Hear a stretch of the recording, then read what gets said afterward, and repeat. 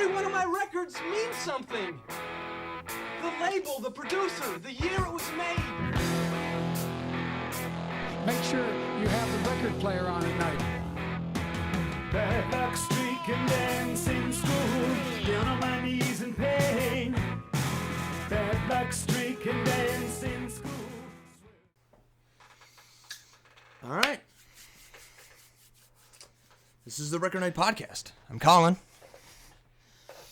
along with Jake and Joe. And, we fucked that up. well, hey, I gave you guys plenty of time. I was waiting on Joe. Waiting on you. Well, guess what, people? I'm Jake, And I'm Joe. and we're fucking back. All right. Yeah, yeah, yeah, we are.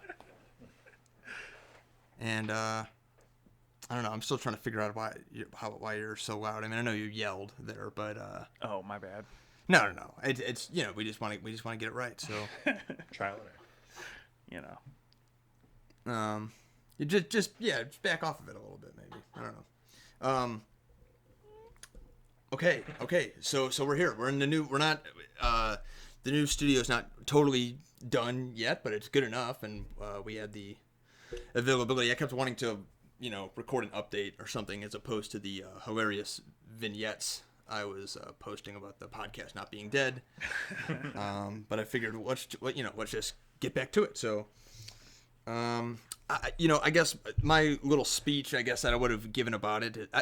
You guys can speak to this too, but not doing it for a while, I had time to reflect on it and everything, and I'm happy to do it. I'm happy we're back. We're back. I think when I first had the idea to do the podcast, I had a lot of apprehension. I don't know if you guys did or not, but about doing it. Just who cares what you have to say? You don't know what the fuck you're talking about.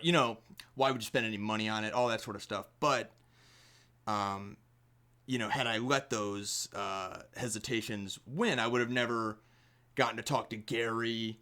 All these people, Ashley, Austin. I mean, I probably would have never seen him again. So it led to a lot of great opportunities. So I've had, honest to God, it was doing Record Night on a weekly basis was like the most fun. Yeah. I had in a long. I'd have to go back to like when I was a kid, I guess. You know what I mean? Or like going bowling. You know what I mean? Or something like that. So, so I'm happy to be back. Well, what were your? How have you guys been doing without it? I mean, we did it every week. Well, we kind of replaced it with bowling for a little bit, and so we were always hanging out and stuff. But yeah, it was just I liked it because it was always something to look forward to at the end of the week, like because I work Sunday through Thursday, and then and then either Friday or Saturday was a record night. So like during that work week, it was nice to go, okay, well, you got like 2 more days, and then then I can listen to some music, whatever. So. Yeah, so I'm happy it's back to. It was. Oh, you go. Yeah, it was. I'm excited it's back because it's like always an opportunity for me to like, when you pick up a record you really like.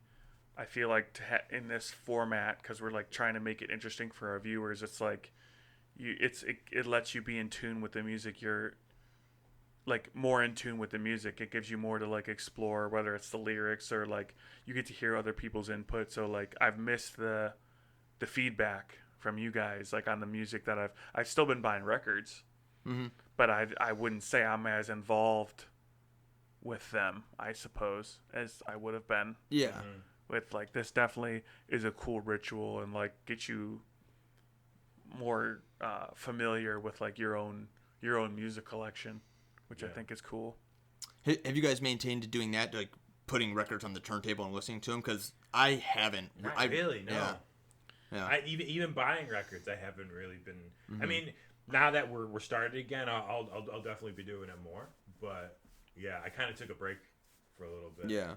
Same. I mean, the last record I spun, I think actually was, I spun Bad Religion again. Okay, nice. And that was like when I was just packing up all my shit, getting ready to move. So boxing everything up. I had the whole day to pack shit, and I just put records on. But my life's been also very hectic at the same time. So like, it's not exactly easy to like spin a record and flip a record while you're trying to do program and code and get stuff done. But I don't know. I'm really excited to get back to it, and I think it'll make its way back into my daily routine for sure. Yeah. Yeah. So the story is, I probably covered like in the last podcast before we went off, is that where we used to record the podcast, that was the house I lived in. We sold it, and so we had no place to record. So if we could, in the truck, guys, if you could, let's throw up those before and after pictures. And so this is what you're looking at right now is the studio that we're in, the transition. And other than the back wall potentially caving in at any moment, which would be an exciting moment on the podcast if it did occur. But other than that, it's not bad. You know what I mean? Yeah, no, it turned out good.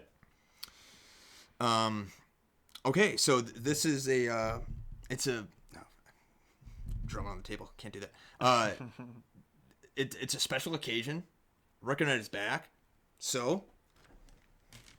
No.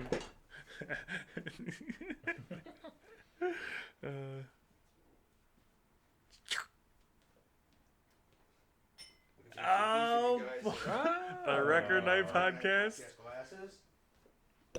Hell yeah. Very nice, very nice. Shout out to Katie again for making the glasses. Yeah. So it's not just the glasses I got.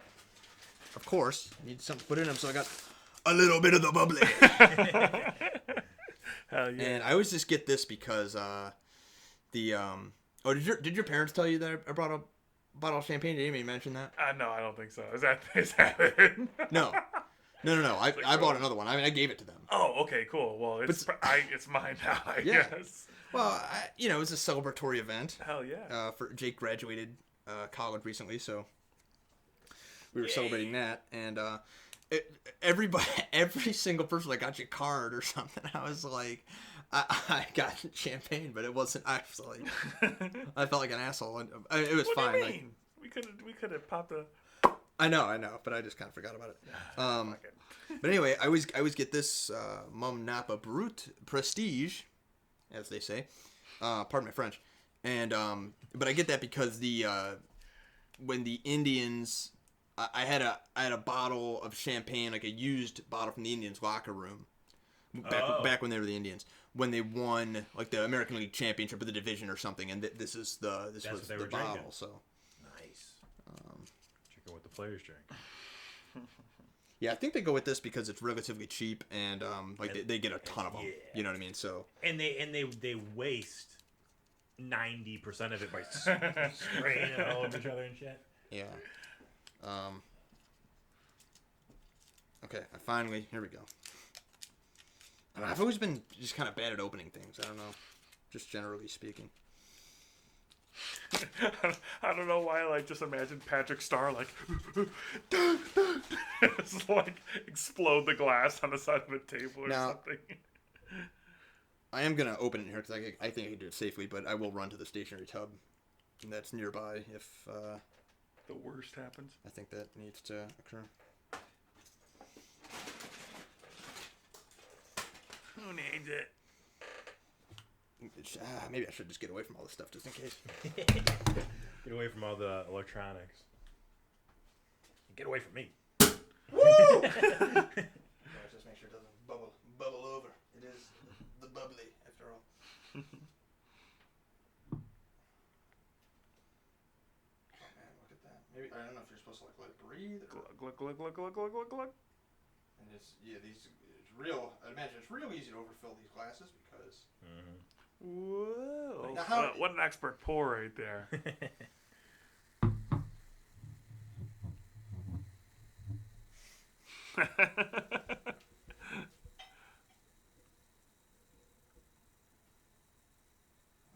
this one. That's fine. But it's real foamy, and you probably don't like champagne anyway, so just thank you. if you want more, you can. But I know I feel like we've done this before, and it's like that's not good. more of a beer drinker, but hey, Well, no, we I got definitely the appreciate champagne of beers as well. So That's true. That's true. Delicious. me.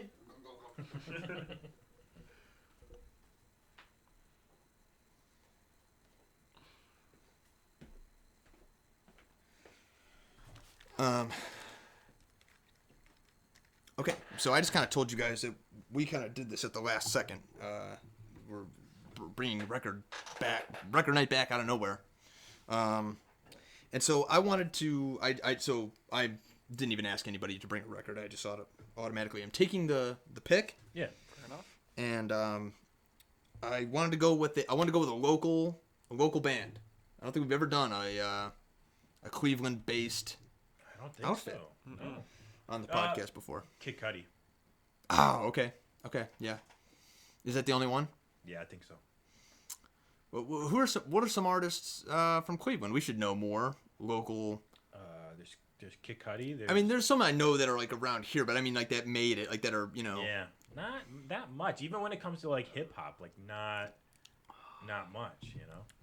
Well, when we had Austin Dixon on the podcast, what did we listen to with them? The Teskey Brothers. Yep. Great. And yeah, they're great. And afterwards, he mentioned to me this band, the Modern Electric. So when somebody mentions a band to me, what I'll do is I'll like pull up Spotify real quick and just punch it into so then it'll be in my search history. So I'm not going to look right then, but just when I look later, it'll pop up, So I looked them up, and I'm sure he mentioned it, that they were from Cleveland, but I didn't recall him saying that. So I looked up their record, and I really liked it. Now, I'm listening to it. So I buy their record on vinyl, which I have right here.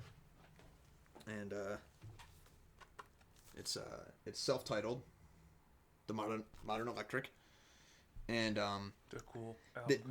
so I order it, and I get it like really quick, and it's like just kind of handmade packaging. It's like from like Middleburg or not Middleburg, but somewhere close. And I was like, oh, what the hell? And like then I found out they're from Cleveland. So we're gonna do this is a double LP. We're gonna do 3 sides because we could listen to the last side is all bonus tracks, North Coast Christmas and stuff like that. So I just feel like it's we'll see, I guess, but I feel like it's a little bit more seasonal, Okay, one other thing that we talked about when we're bringing the podcast back, we reflected on it, kind of what can we change. The one thing we got away from that Jake you mentioned is taking notes. Yep. One of the things is we do listen to songs, or we listen to albums all the way through.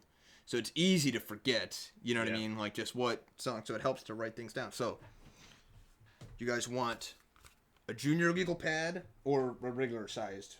I'll take the smaller one. Yeah, Junior is calling my name. Okay, yeah, I feel like that's kind of the move. Ooh. I got bigger ones too.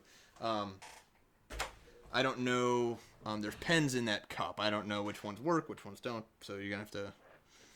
It's kind of a free for all. There's also some markers in there if you want to. Got it. Oh, was that in there the whole time? Is that a Phillips head? No, that's the one from I before. put it in there. Okay. Like, that's not a pen.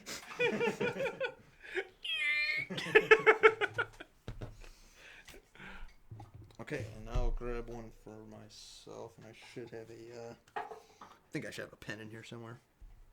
I got all Jake's crap over here by me for some fucking reason. My diabetes. Here.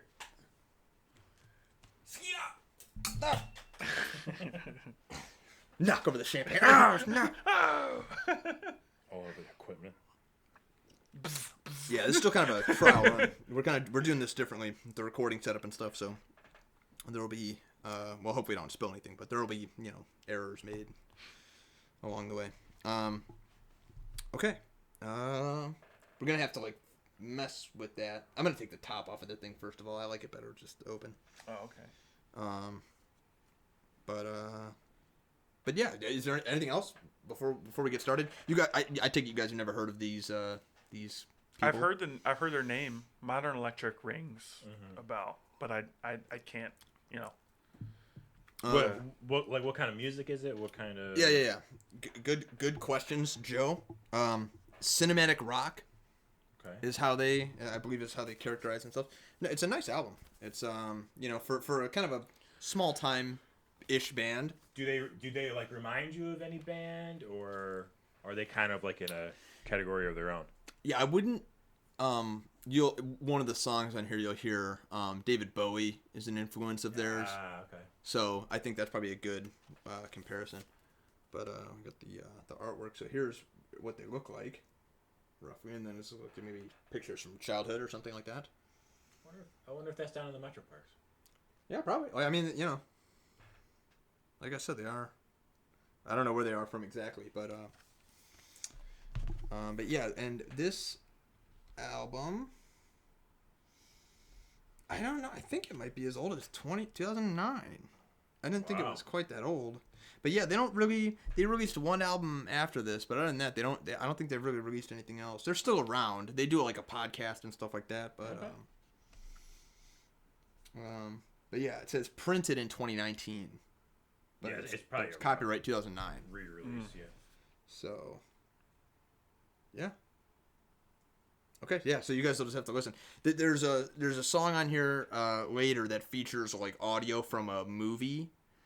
Like they're big. They seem like they're big movie buffs, or at least like one of them is, or something. Mm-hmm. And it's from this movie called damn it, I'll think of it. It's called like The Adulterer or something. It's this old movie, and so I ended up watching it because it's just free on YouTube. So I watched the whole movie based on like hearing the audio in the song. So, was it any good? Was the movie any good? I'm not like a movie fan, like a fan of cinema. So, it was fine. A lot of movies that people consider great, like see now Cool Hand Luke. Sure. To me, not a very good movie. I thought it was, you know what I mean? But people think it's great. You know, it's a heralded movie. Sure. I've never even heard of it. Oh, now see, now I'm gonna distance myself from Jake. I'm sorry. Never heard of it. Paul Newman. Never heard of it. He's like a pool shark. Oh, you don't know who Paul Newman is? Newman's Own.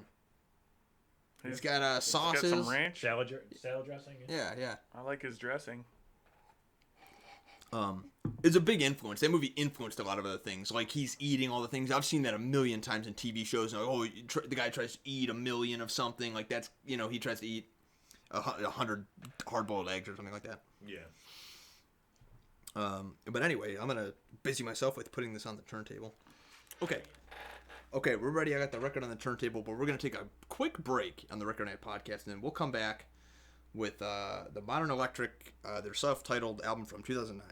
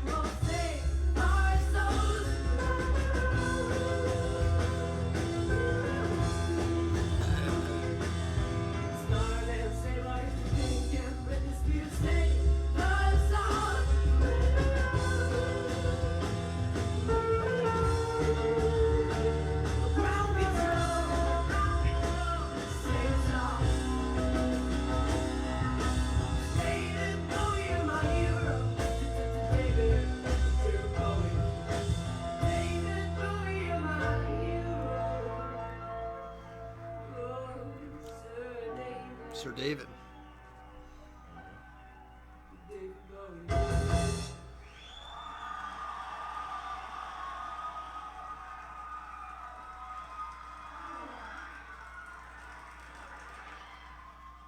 Kind of like running on empty. like a live. It's just a live version of it, you know. Mm-hmm.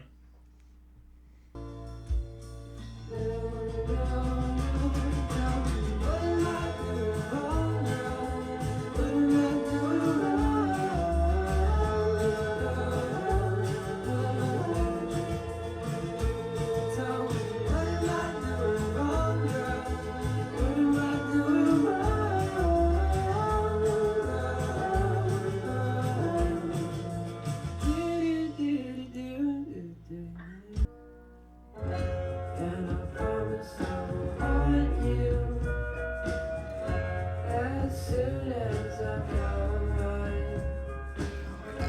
Thoughts of you when they haunt me every day of my life. Now we're chosen alone. You're not even love. You're not even a ghost. You're not even a Oh, I like this. You're not a ghost.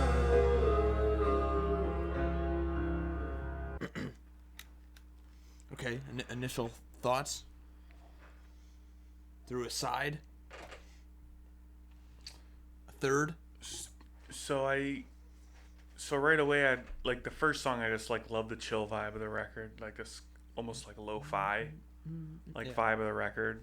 And then the second like main theme, obviously like one of the songs is like named after the David Bowie song. Like Yeah. David Bowie's my hero, but I just got like classic rock vibes all the way. Like the David Bowie song, like he was doing like that he was doing this noise, and it reminded me of the Beatles.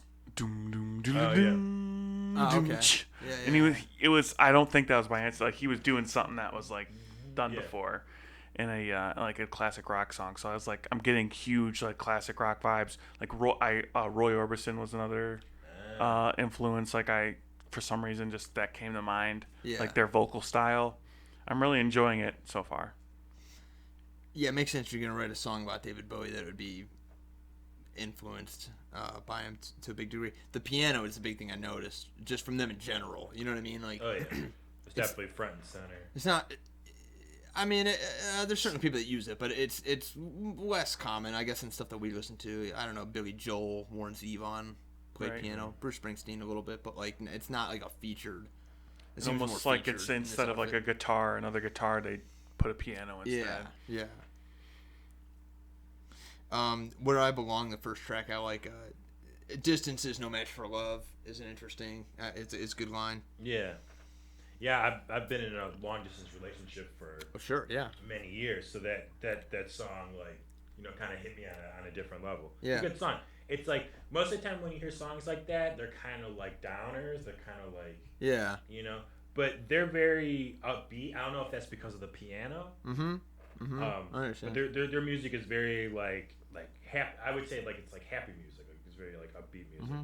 Yep. And he's got I think the word is vibrato to Yep. his voice. That when he I don't know what he's doing with his voice, but yeah, he's got a nice voice. Goes well with the piano. That first song's probably my favorite so far, but the fourth song was good too. But we'll get there. The David Bowie song I liked. It's interesting reading the lyrics because this always happens on record night where I know the songs but I never actually like looked into the lyrics, and so I'm like, oh, like I never picked up on that. Like he's David Bowie says, "Save us from radio, save us from Pink and Britney Spears." Oh you know yeah, what I mean? Like, that was I noted Makes that. sense. 2009, Pink was Yeah, he sure. was all over the radio Sure. then. Yeah. That makes sense. But like you said, we'll get there. But Mistakes, the third track. The idea of not knowing legitimately not knowing what you're doing wrong Yeah.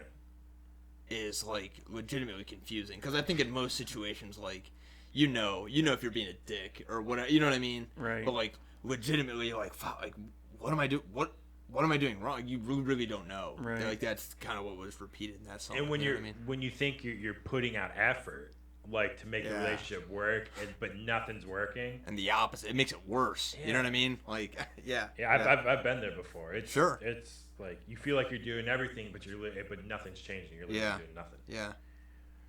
Yeah, you definitely. Yeah, I've definitely been in a position where the more you try to do, the worse it gets. Yeah. So like it's like a well, it's King of the Hill. He said it's like a tire fire. Don't try to put it out. Just crack open a beer and watch it burn. Like that's all you could do. Ghost, it was a really good song too. I like the opening line is, "I promise I will haunt you as soon as I die." You know, because this chick's haunting him, but she's not even. Right. So like Ghost was like a response to mistakes. Like you think he's talking about it's like the aftermath. Oh, of, maybe. like, I mean, that's yeah. what I got from it. Yeah. I didn't think of it like that, but yeah. And the opening of the song reminded me of, do you know the song Mad World? All around me are familiar places. Oh, places. yeah. Like it I didn't know that song, but yeah, now I Yeah. immediately know that. Yeah. I'm like, wow. I wonder if they got, because I know they got the influence from David Bowie. Sure. I wonder if I think that guy's name is Jules something. I don't know, but like, Yeah. No, I that's wonder, spot on. I wonder if That's- that song yeah. was influenced by that. Yeah. Okay. Let's keep it going. I'm gonna grab another Miller High Life, the unofficial beer of the Record Night podcast. I thought about switching up. I thought about maybe going with Labatt Blue or something, but no, we've got too much history with the High Life. So and it's the champagne. It all worked out. So Sure. I'm gonna grab another one, but then we'll flip it because it has not been flipped. It just ended. It's still on side 8. So. Starting off on a good foot. Pause. It's a good song. Sure, it's nice. The guitar's nice too. I know that the keyboard kind of takes center stage, Yeah. but his whoever's playing the guitar is very very nice guitar playing. Very like defined.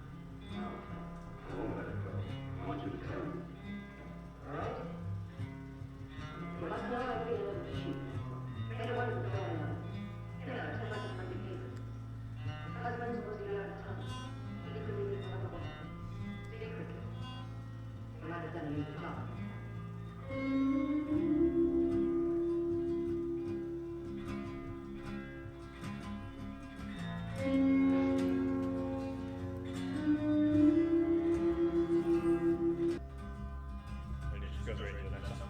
Yeah. Nice.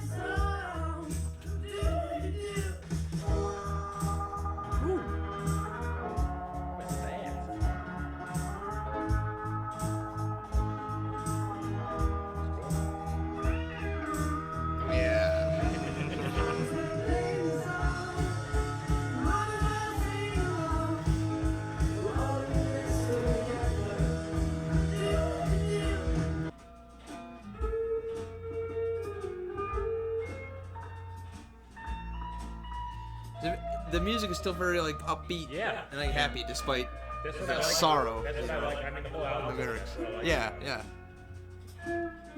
My happy ending. Worth all of the pain. Worth all of his pain.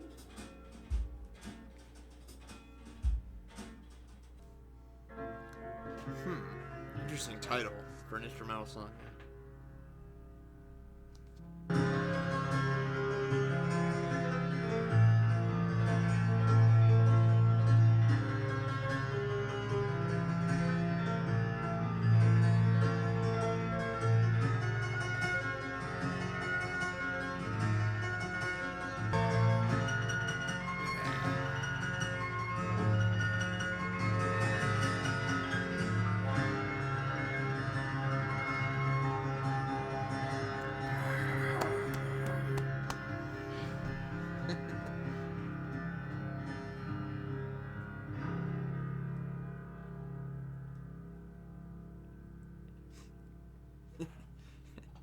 Have you ever applauded at a song and it's not the end of the song? You're like, yeah. Oh.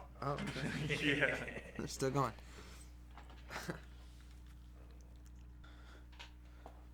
All right. So I immediately I want to start with the last. What do you think of that? What do you think of that as an end piece to the record? That instrumental. Well,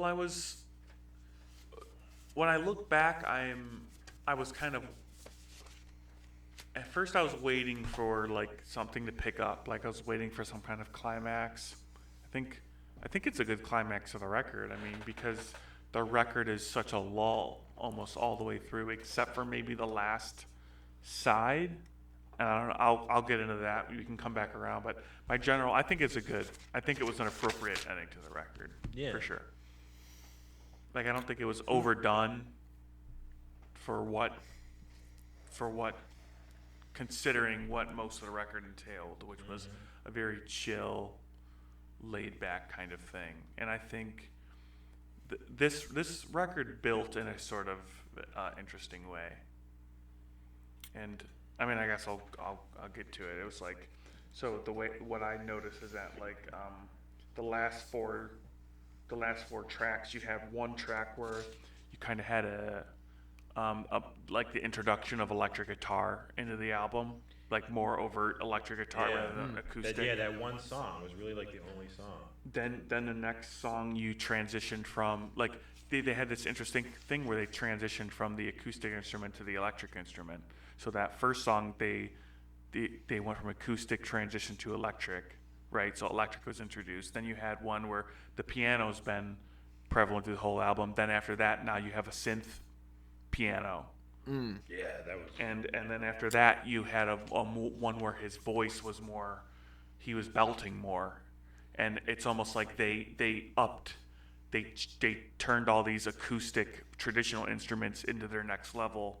Vocally, he went from just this regular kind of voice to more belting.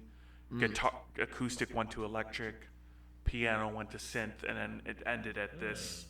It was a very interesting way to build an album. Yeah, I think that's a good. and I think that's the way they try to do it. Yeah. What did you think of the last song, Joe? Before we. The very last song. I just kept thinking like it's nice to hear an album that's piano based. I don't really think we've done an album that's piano based. I mean, there's probably songs that we've done. I mean, Warren Zevon. Sure. You know, he's got keys in some of his songs, but to be like a whole album where every song there's the piano is in the foreground. Yeah. I know. It's a very nice change. Mm-hmm. And it makes, even though the lyrics a lot of the songs are about breakups and being miserable after the breakup and you're just running all those thoughts in your mind. Even though those lyrics are kind of sad, the piano makes it seem like it's not the end. Like there's hope. Hope is around around the bend. Yeah. So. Or Did you guys pick up? Is there anything? I feel like I'm missing something with London. Like, did something happen in 1988? Like, London Loves Paris, 1988. I think it's kind of like, you know, like when people used to write like on trees and stuff, little, like, you know, like Joni loves Chachi or something like that. Like, you know, I think it's just like nicknames for like people. Like maybe someone was in London, someone was in Paris. Because he does talk about that one. In the opening song, it's about a long distance. Yep, that's a good point. So yeah, maybe it's a playoff of the first song. Okay, so where we stopped talking about it was at the end of the first side. So I think Knives, Sharp as Knives. I forget the name of the song. Mm-hmm. Well, first of all, let me. So I wrote down kind of the info from the band in between. So Garrett Kamyati. Cool. If I'm saying that right, I don't know what is that. Where do you think he's from? Komyati. I have no idea. Kamyati. So he's the songwriter, vocals, piano, organ, guitar. Wow, he does everything, pretty much. And then we have Matthew Puelo Childers. Any relation to Tyler, perhaps? Probably not, but he played the bass and the drums on tracks 2 and 4. Which were very. Did you pick up any bass in this album? No. The bass did its job as far as doing, not being heard, and that's They turned him down like the. like Metallica. I don't think it turned him down. Just he played a very fundamental part where he's not to be. Like a traditional bass player would. Yeah. You know, bass players are really never front and center. Right. They're just the foundation on which everyone else. Which is very important. Very important. Brian William Leckie, guitar, and Michael O'Brien on drums for the rest of the album. Okay. And like I mentioned during the playing of the album, track 7,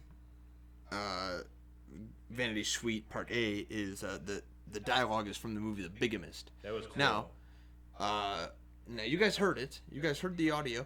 What year is that movie from? The Bigamist. Oh my god. 1967. No. Okay, Joe. 19. I'm gonna say 1952. Oh, so close. 1953. Very good. Very good. Yeah, 1953. So that's the movie that I watched on YouTube. It's a very, well, I guess we'll get there. So, Sharp as Knives. What is that song called? Damn it. As sharp as knives. Yeah, I feel like that was in the song. Words as sharp as knives or something. No, like it's that? just as sharp as knives. I just want to get back to the. I gotta find my cursor. Goodbyes as sharp as knives was I think the lyric in the song. I'm no good at goodbyes. Mm-hmm. Okay, as sharp as knives. I found that interesting. I don't know what you guys' experience with this is, maybe, but it's. I feel like he kind of talked about like being mean as like a defense mechanism. You know what I mean? Mm-hmm. Like Pierce, quick and concise. Like the words he uses are, mean. But of course, he doesn't. Truthfully, he's sad. But it's interesting that people react that way.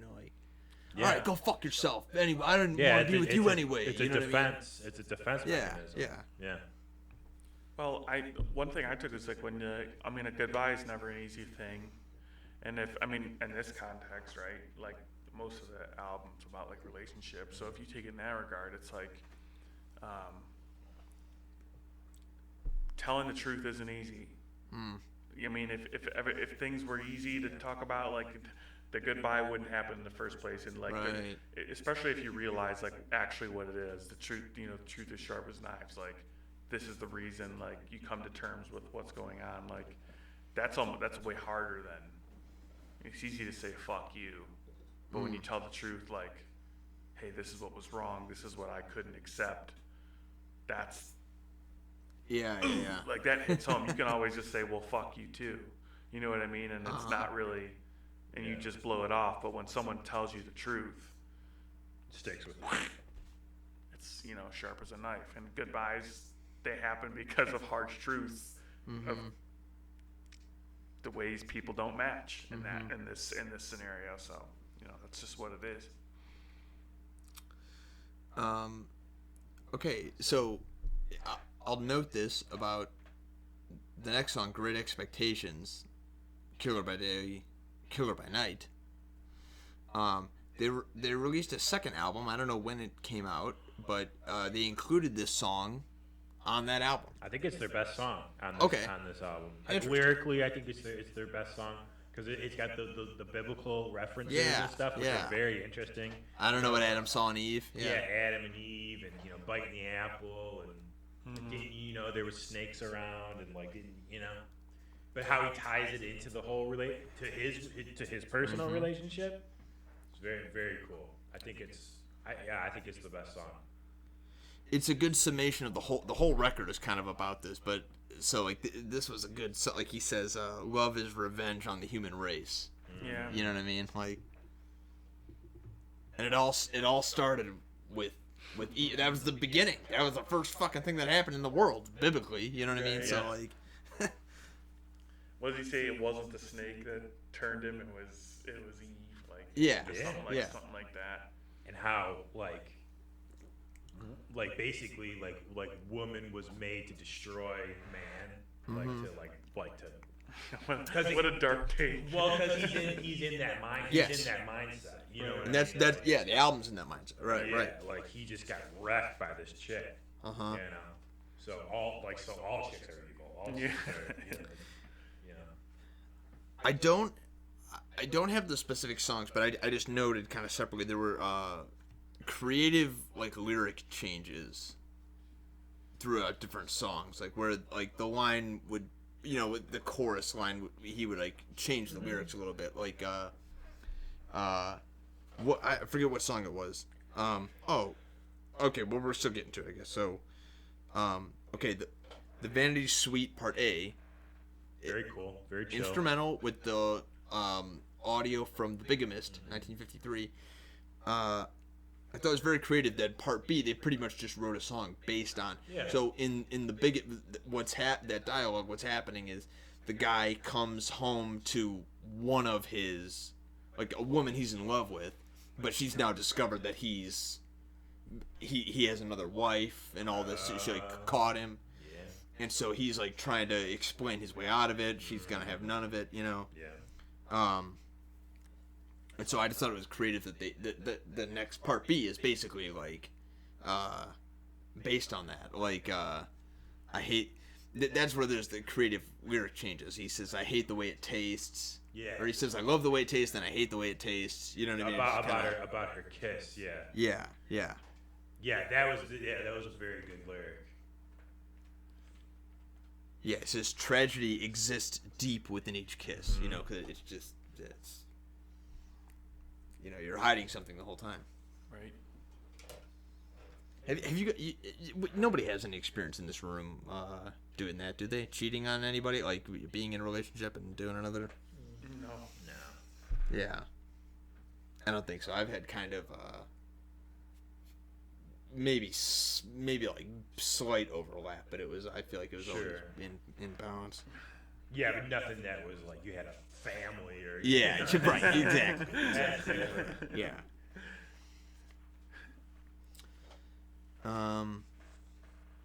Okay, Love and Misery. This was another very good song. I like the lyric. Does misery lead to love again? Yes. Because again you're in that mind state of everything sucks. I just broke up with this chick. Everything sucks. Nothing's gonna get better. So can I find love again? Is there someone out there for me? Because obviously this relationship didn't work. So am I just a broken person? As I was writing lyrics down, I kind of was looking forward to this. Are they gonna, and so I wrote that down as well. So it's yeah, good. no, it's a great lyric for sure. I like misery be good to me. Yeah, lead me somewhere positive. So that was what I thought about. It's you can you do with it what you can. You can choose to I mean, just like, I mean, that's such a generic, like, corny statement. Like, oh, No, you can yeah. either take it good or take it bad. It's like your choice, but it's like, But That's I always true. think It's true. at first you take it bad. Like it's just how it is. That's just how breakups are. You know, and then eventually you come around, you get over it. There's a band I want to get to called Yard Act from Leeds, England, and Cool. they put out their album. One of their songs, the lyric is "It's hippie bullshit, but it's true." yeah. And so I identify with that quite a bit. Like you could say corny, it's true. You know what I mean? It might be corny, Yeah, all those but little it's still corny, the all truth. those little corny It's- things, they come from something. Yeah, like right. there's an origin to Yeah, it. yeah. Okay, the anti sing along. My note for this song is it's very sing alongable. Yeah. Ironically. Yeah, that's what I was thinking too. Like, it was I weird. think that was kind of I on thought purpose. they were gonna do things. I thought they were gonna like change the Keys, tempo, like a the weird keys and stuff. I thought they were gonna like really like mess with it. But it wasn't. And wasn't it about like this is your song or something? You could sing along. It's kind of like sing along from Sturgill, yeah. Well, he broke the fourth wall a little bit, which I love. I love songs like that are like I tried to write you a song, like James Taylor. I walked out this morning and I wrote down this song. You know what I mean? I like lyrics like that. So I thought it was funny. This song was my note was fun AF because it was like Yeah, got the synth one. synth in this. Yeah. You know what I mean? What Like the hell is that? yeah. Yeah, that was cool. That's nice that they kind of like what Jake was saying before, how they reveal other things that they could do, you know, because at first it was just kind of like acoustic guitar, bass, piano, and with his voice, you know, and then they throw an electric guitar, and there's drums, and there's synth, and there's, you know, as you get deeper and deeper into the album, it's very nice. It shows like their range of what they could do. Yeah. What was filming our favorite lies? This to me was like Love and Misery. There's a line in this that's very similar to Love and Misery. What does he say in Love and Misery? Will this misery lead to love again? Yeah. And he says, will my happy ending be worth all this pain? So it's kind of the same. Yeah, that's what I was thinking circular. too. That's what I was thinking too. Like he already kind of talked about this, you know, in a previous song. Yeah, it put what you said earlier. It's a very dark take. It's like, so is this. You know what I mean? To say like, oh, that's all bullshit. Like it always ends in ruins. It never ends. You know what I mean? Like, Right. The piano was very nice in this song. yeah. I mean, throughout the album, it was very nice. But like, my note was like, it's nice to hear piano based music for a change, instead of guitar based or Yeah. you know, basically guitar.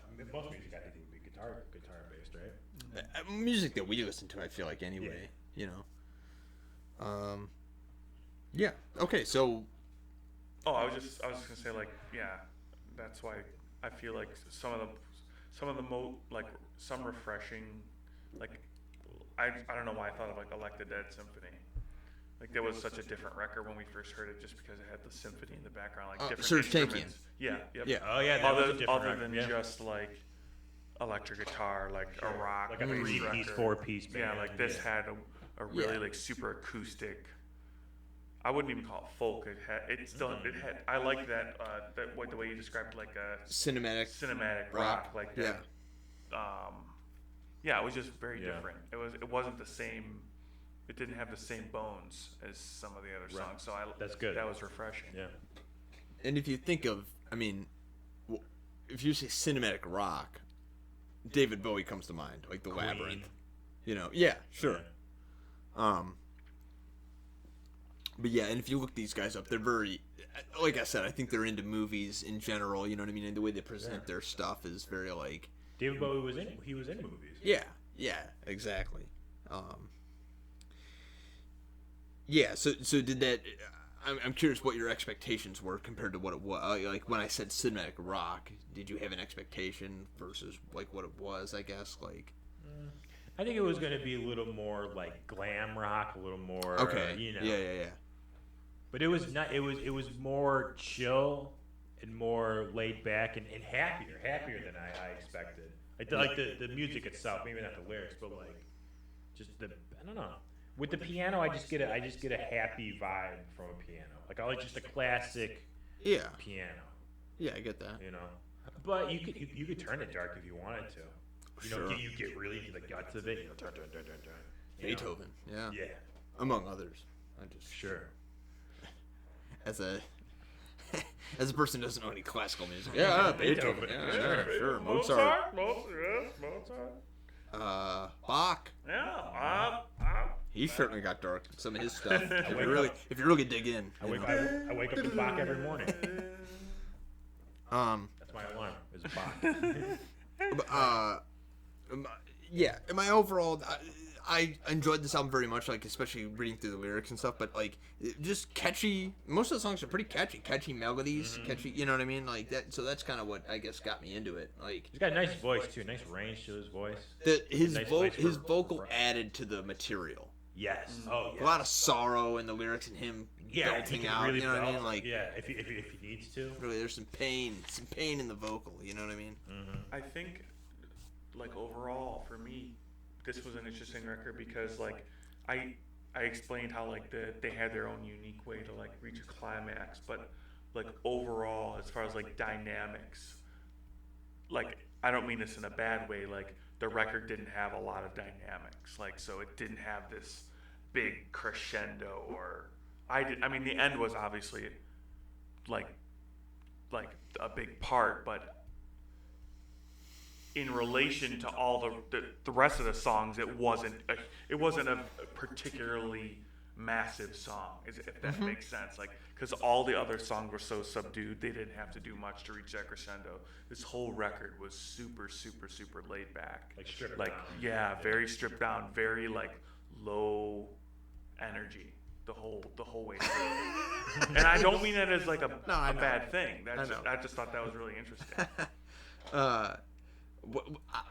I'm curious to dig into this more because what you're saying right now is basically like I love Warren Zevon albums, or not even Warren Zevon albums of that era, and I feel like that's kind of your, again, you're not being critical, I understand, but it's like that's your disconnect with those records too. It's like they're laid back. I don't know. It's like just, I'm waiting for some kind of like.